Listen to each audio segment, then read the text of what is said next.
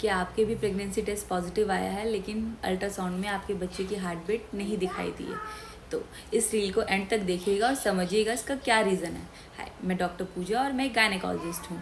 आज हम बात करेंगे कि जनरली केसेस में क्या होता है कि जब भी जैसे ही हमारे मेंसेस मिस होते हैं हफ्ता 10 दिन बाद हम एक प्रेगनेंसी टेस्ट करते हैं जिसको कि यूपीटी जो कार्ड से होता है और उसमें हमारा प्रेगनेंसी टेस्ट पॉजिटिव आता है। हम डॉक्टर के पास जाते हैं और डॉक्टर के पास जाने के बाद हम अपना अल्ट्रासाउंड करवाते हैं जिसमें कि बच्चे की हार्ट बीट नहीं दिखाई देती है। तो इसका रीज़न क्या है? 5 to 6 वीक्स में जनरली बच्चे की हार्ट बीट नहीं आती है, एक पोल बनता है, सिर्फ फिटल पोल ही आता है और हम घबरा जाते हैं कि हार्ट बीट नहीं आई बच्चे की। बट बच्चे की हार्ट बीट 7 से 8 हफ्ते के बीच में ही आती है।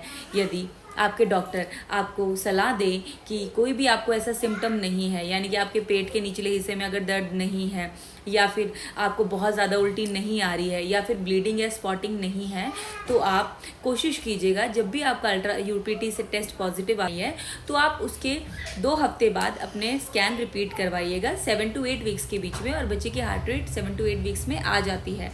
अब रही बात, यदि 7 to 8 वीक्स पे अल्ट्रासाउंड ही करवाना था तो डॉक्टर ने हमारा अल्ट्रासाउंड पहले क्यों करवाया? उसका भी रीज़न है।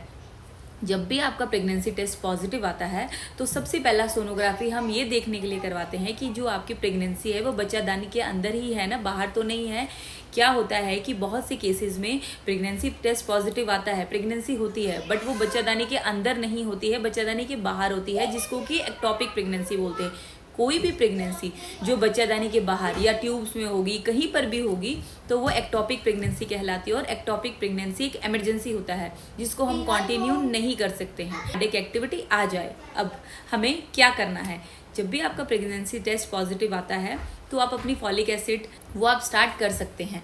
साथ ही साथ खाली पेट ज़्यादा देर नहीं रहना है और अपना एक थायराइड का टेस्ट जो बहुत ही इंपॉर्टेंट है वो अपना ज़रूर करवाइए और अपने गायनेकोलॉजिस्ट से जाके मिलिए। और कोशिश कीजिएगा कि इस टाइम पे लॉन्ग ट्रैवलिंग या फिर कोई झटके वाला काम या कोई भारी काम वो आप अवॉइड कीजिएगा। अब इससे आगे मेरे चैनल को सब्सक्राइब कीजिएगा।